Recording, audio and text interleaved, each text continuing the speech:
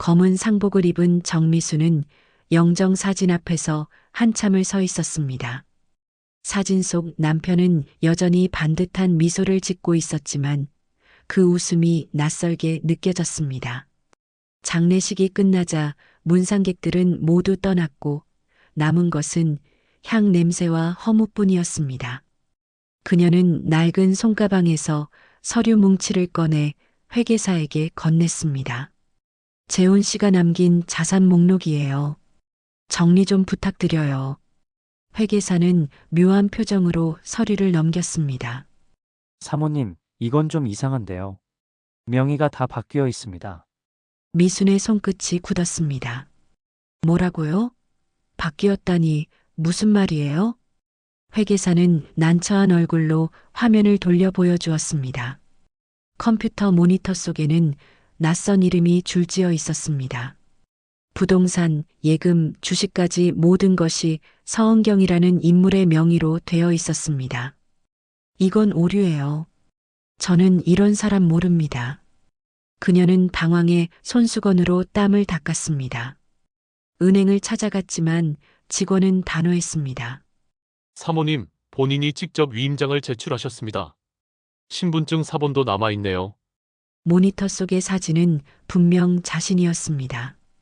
그러나 그 여자는 자신이 아니었습니다. 머리가 어지러워진 미수는 의자에 털썩 주저앉았습니다. 이건 조작이에요. 분명 누가 나를 흉내낸 거예요. 직원은 조심스럽게 CCTV 영상을 보여주었습니다. 영상 속 여자는 검은 선글라스를 쓰고 은행 창구 앞에 서 있었습니다. 목소리도 손짓도 놀라울 만큼 비슷했습니다. 그녀는 서류에 서명한 뒤 미소를 지으며 떠났습니다. 미순의 입술이 파르르 떨렸습니다. 저게 나라고요? 세상에. 집으로 돌아온 그녀는 문을 열자마자 이상한 정적을 느꼈습니다. 금고 문이 반쯤 열려 있었고 안에는 아무것도 남아있지 않았습니다. 통장, 보석함, 금괴까지 모두 사라져 있었습니다. 그녀는 허공을 바라보다 그대로 주저앉았습니다. 무거운 침묵만이 방 안을 메웠습니다. 그때 현관에서 초인종 소리가 울렸습니다. 띵동. 낯선 여자의 목소리가 문 너머로 들렸습니다. 정 사모님, 남편분의 영혼이 아직 떠나지 못했어요. 미수는 얼어붙은 채 문을 바라보았습니다. 여자는 붉은 저고리와 검은 치마를 입고 있었습니다. 짙은 화장 아래로 번쩍이는 눈빛이 섬뜩했습니다. 제가 도와드릴 수 있습니다. 박 회장님이 저에게 말씀하셨어요. 미수는 경계와 호기심이 뒤섞인 얼굴로 그녀를 바라보았습니다. 당신은 누구죠? 여자는 미소를 지으며 천천히 답했습니다. 전 혜진이에요. 그분의 마지막 점을 봤던 사람입니다. 미순의 시선이 흔들렸습니다. 남편이 생전에 점집을 드나들었다는 소문이 떠올랐습니다. 하지만 직접 들은 적은 없었습니다. 혜진은 집 안으로 들어서며 향 냄새를 짙게 풍겼습니다. 이 집엔 아직 미련이 남아 있습니다. 그분이 전화를 던 게 있어요. 그녀의 말이 끝나자 초가 타는 냄새와 함께 촛불이 흔들렸습니다. 미수는 말없이 남편의 사진을 바라봤습니다. 남편의 미소가 어쩐지 비웃는 듯 보였습니다. 그녀는 속으로 중얼거렸습니다. 당신, 나한테 또 뭘 숨겼던 거예요? 며칠 후 정미순의 거실엔 낯선 향 냄새가 스며들었습니다. 혜진 무당이 초를 켜고 앉아 있었습니다. 붉은 천위에는 부적과 동전, 남편의 사진이 놓여 있었습니다. 혜진은 낮게 주문을 외우며 촛불을 바라보았습니다. 남편분이 아직 이 세상에 미련을 두고 있습니다. 그녀의 목소리는 차분했지만 눈빛은 이상하게 빛났습니다. 미수는 두 손을 무릎에 올리고 떨리는 숨을 참았습니다.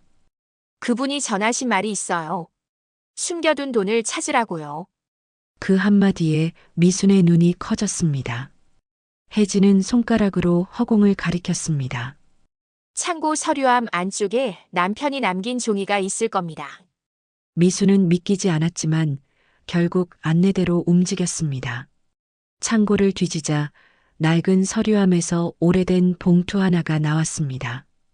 그 안에는 계좌 비밀번호가 적힌 쪽지가 들어 있었습니다. 미수는 즉시 은행을 찾아갔습니다. 예언처럼 그 계좌는 실제로 존재했습니다. 거기엔 8억 원가량의 예금이 남아 있었습니다. 그녀는 놀라 혜진에게 전화를 걸었습니다. 정말 맞췄군요. 대체 어떻게 하셨죠? 혜진은 담담히 웃으며 말했습니다. 회장님께서 제게 다 말씀하셨어요. 그분은 사모님을 아직 지켜보고 계세요. 그 말에 미수는 가슴이 철렁 내려앉았습니다. 남편이 떠나지 못했다는 생각이 불안과 함께 다가왔습니다. 혜진은 다음 주를 조심하라며 새로운 부적을 내밀었습니다. 이건 돈의 기운을 지키는 부적이에요. 절대 남에게 보여선 안 됩니다. 부적은 묘하게 남편의 필체와 닮은 붓글씨로 쓰여 있었습니다. 미수는 그것을 지갑에 넣으며 이상한 안도감을 느꼈습니다. 그녀는 혜진의 말대로 그 주에 주식을 샀습니다. 그리고 일주일 뒤 주가가 폭등했습니다. 혜진의 말은 또다시 들어맞았습니다. 소문은 빠르게 퍼졌습니다. 정 사모님이 점집덕을 본대. 그 무당이 그렇게 용하대. 미수는 사람들의 시선을 의식하지 않았습니다. 그녀는 점점 혜진을 신뢰하기 시작했습니다. 혜진은 자주 전화를 걸어 미순의 안부를 물었습니다. 요즘 잠은 잘 주무세요? 남편분이 아직 곁에 계신데요. 그 말에 미수는 알 수 없는 위안을 느꼈습니다. 그러나 동시에 어딘가 꺼림칙한 기분이 마음속에서 자라났습니다. 그녀는 부적을 만지며 속삭였습니다. 당신 정말 나를 보고 있는 거예요? 정미수는 어느 날 남편의 오래된 서류를 정리하다 낯선 명함을 발견했습니다. 명함엔 혜진 상담실이라는 글자와 점집 주소가 적혀 있었습니다. 순간 혜진의 미소가 떠올랐습니다. 남편이 죽기 전까지 그 여자를 알고 있었던 걸까? 미수는 심장이 쿵하고 내려앉는 걸 느꼈습니다. 그녀는 남편의 전 비서였던 남수정에게 전화를 걸었습니다. 재훈 씨가 생전에 다니던 곳이 있었죠? 사람 만나던 곳 말이에요. 수정은 망설이다가 작게 대답했습니다. 그게 무당집이었습니다. 회장님이 사업 때문에 자주 다니셨어요. 그 말에 미수는 손에 들린 명함을 꽉 쥐었습니다. 그녀는 탐정을 고용했습니다. 며칠 후 탐정은 혜진의 과거를 담은 두꺼운 봉투를 가져왔습니다. 이 여자는 원래 대기업 회장 비서였습니다. 이후 돌연 무속인이 됐죠. 탐정은 사진 한 장을 꺼냈습니다. 사진 속엔 혜진과 박재훈이 리조트에서 나란히 웃고 있었습니다. 정미수는 손끝이 떨렸습니다. 저 여자가 내 남편과 숨이 막히는 듯한 분노가 가슴을 짓눌렀습니다. 그녀는 한동안 말을 잃고 사진만 바라봤습니다. 눈앞의 촛불이 깜빡이며 흔들렸습니다. 다음 날 미수는 직접 혜진의 점집으로 향했습니다. 점집 앞 간판엔 인생을 밝히는 빛의 길이라는 문구가 적혀 있었습니다. 그녀는 문을 열며 차가운 눈빛으로 내부를 훑었습니다. 혜진은 이미 알고 있었다는 듯 반가운 미소를 지었습니다. 사모님, 또 오셨네요. 이번엔 어떤 기운이 느껴지세요? 그 말에 미순의 입술이 굳었습니다. 당신, 내 남편과 무슨 관계였죠? 혜진은 눈 하나 깜짝하지 않았습니다. 인연이었을 뿐이에요. 모든 건 운명이죠. 그녀의 태연한 목소리에 미수는 몸서리를 쳤습니다. 집으로 돌아온 뒤 미수는 서랍 속 남편의 일기장을 꺼냈습니다. 그 속엔 짧은 메모가 있었습니다. 혜진 믿을 수 있는 사람이다. 모든 자산 이동은 그녀의 말대로. 순간 머릿속이 하얘졌습니다. 그녀는 거칠게 일기장을 덮고 두 손으로 얼굴을 감쌌습니다. 그 여자 때문에 당신이 이렇게 됐구나. 벽에 걸린 남편의 사진이 싸늘하게 그녀를 내려다봤습니다. 그날 밤 미수는 처음으로 남편의 죽음이 단순한 병이 아니었을지도 모른다고 생각했습니다. 그리고 마음속에서 오래 잠들어 있던 분노가 서서히 깨어나고 있었습니다. 정미수는 다음날 아침부터 눈빛이 달라져 있었습니다. 그녀는 혜진의 점집 주변을 돌며 CCTV와 출입 경로를 세세히 살폈습니다. 이웃 상인은 그 무당 손님 많아요. 돈 냄새가 나요. 라며 고개를 저었습니다. 미수는 탐정에게 혜진의 금융 계좌를 추적하라고 지시했습니다.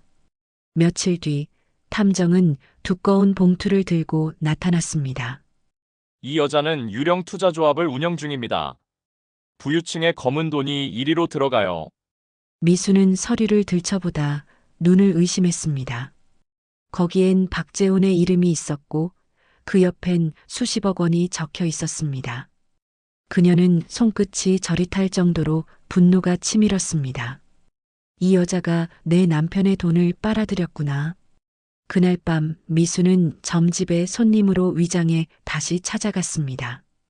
혜진은 미소로 그녀를 맞으며 손짓했습니다. 오늘은 기운이 좋아요. 무언가 큰일이 일어날 겁니다. 미수는 고개를 끄덕이며 조용히 내부를 관찰했습니다. 그녀의 시선이 방 한켠의 서랍으로 향했습니다. 한 손님이 부주의하게 부딪히자 서랍 틈 사이로 노트 한 권이 떨어졌습니다. 혜진이 눈치채기 전에 미수는 재빨리 그것을 치마 속에 숨겼습니다. 집에 돌아온 미수는 불을 끄고 책상을 켰습니다. 장부에는 수십 명의 고객 이름과 금액이 적혀 있었습니다. 그리고 맨 아래 박재훈 마이너스 의료 리포트라는 메모가 눈에 띄었습니다. 그녀는 서류를 펼치며 손을 떨었습니다. 리포트에는 병원명과 약물 목록이 적혀 있었고 마지막 줄에는 빨간 글씨로 조정 완료라고 쓰여 있었습니다. 미수는 그제야 모든 퍼즐이 맞춰졌습니다. 남편이 복용하던 약이 조작되었고 혜진이 그 과정에 개입했던 것입니다. 그녀는 소리 없는 울음을 터뜨렸습니다. 재훈 씨 당신이 그 여자 때문에. 그녀는 손으로 눈물을 훔치며 결심했습니다. 이제 끝을 봐야겠어요. 책상 위에 촛불이 흔들리며 타오르는 순간 미순의 표정엔 더 이상 슬픔이 없었습니다. 오직 복수를 향한 냉정한 의지만이 자리하고 있었습니다. 정미수는 새벽부터 거울 앞에 앉아 있었습니다. 화장은 단정했고 표정에는 흔들림이 없었습니다. 그녀는 검은 외투를 걸치고 조용히 점집으로 향했습니다. 혜진의 점집 안에는 은은한 음악과 향 냄새가 퍼져 있었습니다. 사모님, 오늘도 오셨네요. 요즘 얼굴빛이 많이 좋아지셨어요. 혜진은 상냥하게 웃었지만 미수는 미소로 받아쳤습니다. 덕분이에요. 오늘은 특별한 의식을 부탁드리러 왔어요. 그녀는 돈이 가득 든 봉투를 꺼내며 자연스럽게 혜진의 신뢰를 얻었습니다. 며칠에 걸쳐 점집을 드나들며 내부 구조를 세세히 파악했습니다. 어디에 CCTV가 있는지, 문은 어떻게 잠기는지 모두 머릿속에 새겼습니다. 그녀는 조카 조나리를 불러 앉혔습니다. 이 여자의 돈줄을 끊고 싶어? 방법을 찾아야 해. 조카는 노트북을 열고 혜진의 은행 거래 내역을 추적했습니다. 이 날짜에 큰 금액이 이동하네요? 외국 계좌로요? 나리는 빠르게 손을 움직여 데이터를 복사했습니다. 그날 밤 미수는 조카에게 말했다. 그 날짜에 내가 움직일 거야. 내가 준비해. 조카는 걱정스러운 눈빛으로 고개를 끄덕였습니다. 이제 복수의 시간표가 정해졌습니다. 미순의 눈빛은 차갑게 빛났습니다. 며칠 뒤 미수는 의식 요청을 핑계로 혜진을 점집에 유인했습니다. 오늘은 남편의 영혼을 완전히 보내드리고 싶어요. 혜진은 기분이 좋은 듯 향을 피우며 준비를 시작했습니다. 북소리와 주문이 울리는 가운데 미수는 갑자기 몸을 떨며 쓰러졌습니다. 혜진은 당황해 다가왔고 그 사이 미수는 몰래 금고의 위치를 확인했습니다. 벽 뒤에 숨겨진 조그만 철문이 눈에 들어왔습니다. 혜진이 잠시 자리를 비운 사이 미수는 재빨리 금고를 열었습니다. 그 안에는 USB와 외국 은행 계좌 문서가 들어 있었습니다. 그녀는 그것을 품 안에 숨기고 평온한 얼굴로 일어섰습니다. 괜찮아요. 잠깐 현기증이 났을 뿐이에요. 혜진은 아무 의심 없이 미소를 지었습니다. 사모님은 복이 많으시네요. 곧 큰 변화가 올 겁니다. 미수는 고개를 끄덕이며 속으로 되뇌었습니다. 그래, 이제 내게도 변화가 올 거야. 단, 내가 원하는 쪽은 아니겠지. 그녀의 눈빛엔 냉철한 결의가 깃들어 있었습니다. 점집을 나서는 순간 문 밖의 바람이 얼굴을 스쳤습니다. 그 바람 속엔 오래된 향 냄새가 섞여 있었습니다. 미수는 하늘을 올려다보며 조용히 속삭였습니다. 재훈 씨, 조금만 기다려요. 곧 끝을 보여드릴게요. 다음 날 아침 혜진의 은행 계좌에 이상 신호가 감지되었습니다. 은행 직원들이 긴급히 계좌를 봉쇄하는 절차를 밟았습니다. 혜진은 출근하자마자 전화를 받고 얼굴이 하얘졌습니다. 계좌가 정지됐다고요? 무슨 말씀이세요? 그녀는 당황한 표정으로 점집으로 달려갔습니다. 미수는 평소처럼 점집에 앉아 차를 마시는 척하며 상황을 지켜보았습니다. 곧 몇 명의 손님이 모여들었고 소문이 빠르게 퍼져나갔습니다. 이웃 상인들이 모여 수군거렸고 몇몇은 혜진을 의심하는 눈초리를 보였습니다. 혜진은 급히 휴대전화를 확인하다가 얼굴을 감싸쥐었습니다. 그녀는 점점 불안해 보였고 말이 빠르게 흘러나왔습니다. 경찰이 점집에 들이닥쳤습니다. 형사들이 신분을 밝히고 수사를 시작했습니다.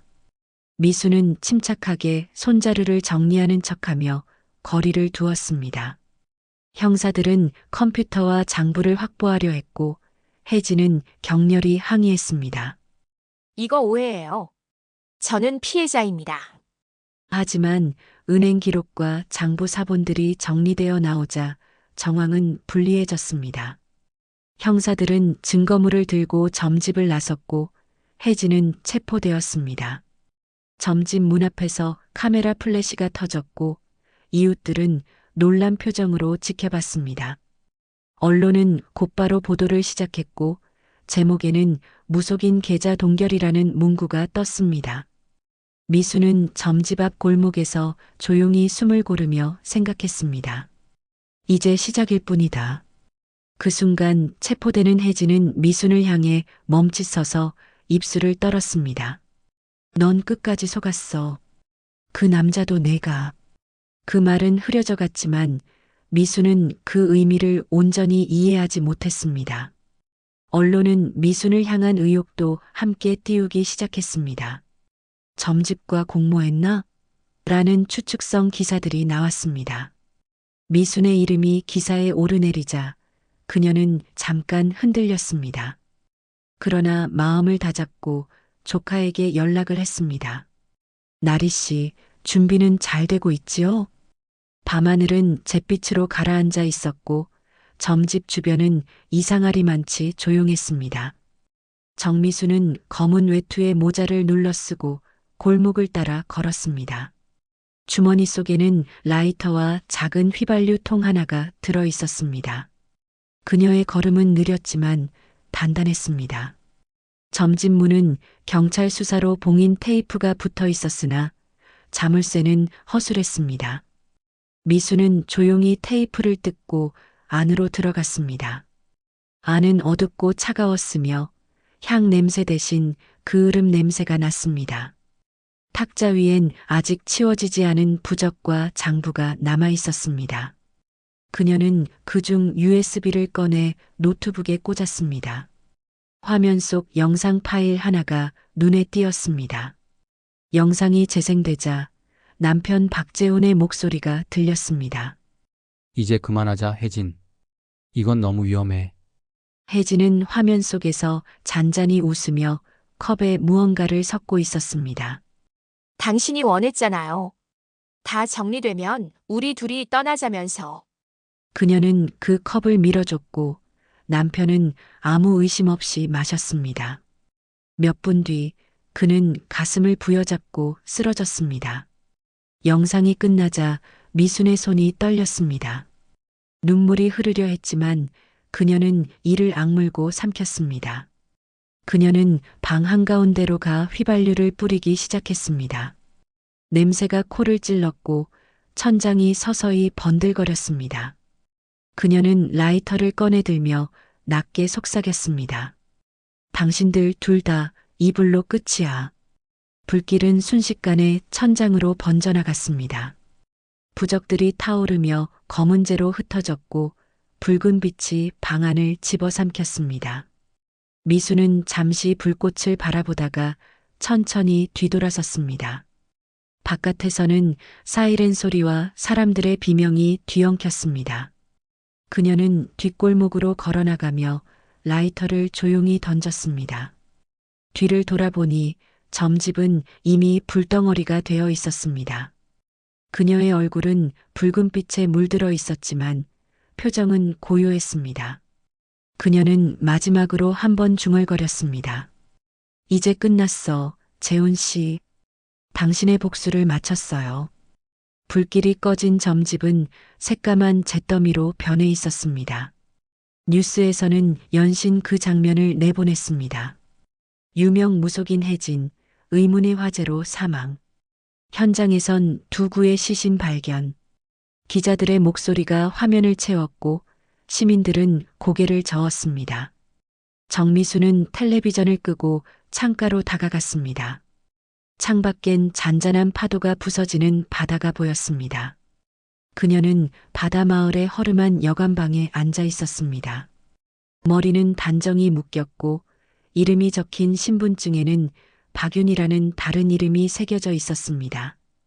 테이블 위엔 노트북 한 대가 놓여 있었습니다. 화면 속 숫자 49억 7천만 이 선명이 떠 있었습니다. 그녀는 천천히 커피를 한 모금 마셨습니다. 입술 위로 미소가 번졌지만 눈동자는 공허했습니다. 이제야 다 끝났네. 그녀는 속삭이며 노트북을 닫으려다 뉴스 자막이 바뀌는 걸 보았습니다. 점집 화재, 사망자 신원 확인 중 또 다른 여성의 유력한 신원 박미순 73. 손끝이 순간 멈췄습니다. 잠시 정적이 흘렀고 그녀는 조용히 화면을 바라보다가 미소 지었습니다. 그래, 그게 더 좋아. 미수는 이제 세상에 없어. 그녀는 노트북을 닫고 창문을 열었습니다. 바람이 커튼을 스치며 방 안을 맴돌았습니다. 멀리서 갈매기 울음소리가 들려왔습니다. 그녀는 남편의 낡은 사진 한 장을 꺼내어 손끝으로 쓸었습니다. 사진 속 남자는 여전히 젊고 자신감 넘쳤지만 이제 그 얼굴엔 아무 의미도 없었습니다. 당신 참 못된 사람이었어요. 그녀의 목소리는 낮고 담담했습니다. 그래도 사랑했어요. 그래서 이렇게라도 끝내야 했어요. 그녀는 천천히 창문 밖으로 사진을 날렸습니다. 사진은 바람을 타고 멀리 흩날리다 파도 위로 떨어졌습니다. 그녀는 커튼을 닫고 방 안으로 돌아왔습니다. 그리고 마지막으로 남편의 이름을 조용히 불렀습니다. 이제 편히 가요, 재훈 씨. 난 살아남을게요. 방 안은 고요했습니다. 창문 틈으로 스며드는 햇살이 그녀의 얼굴을 비추었습니다. 그녀는 눈을 감고 미소를 지었습니다. 그 미소 속엔 슬픔도 후회도 그리고 묘한 평온함이 공존했습니다. 바깥에선 파도 소리가 부서지고 바람이 다시 불어왔습니다. 그 순간 여관 벽에 걸린 라디오에서 뉴스 앵커의 마지막 멘트가 흘러나왔습니다. 화재 현장에서 발견된 두 번째 시신의 신원은 아직 확인되지 않았습니다. 정미수는 천천히 눈을 떴습니다. 그녀는 작은 웃음을 흘리며 말했습니다. 이제 진짜 끝났어요.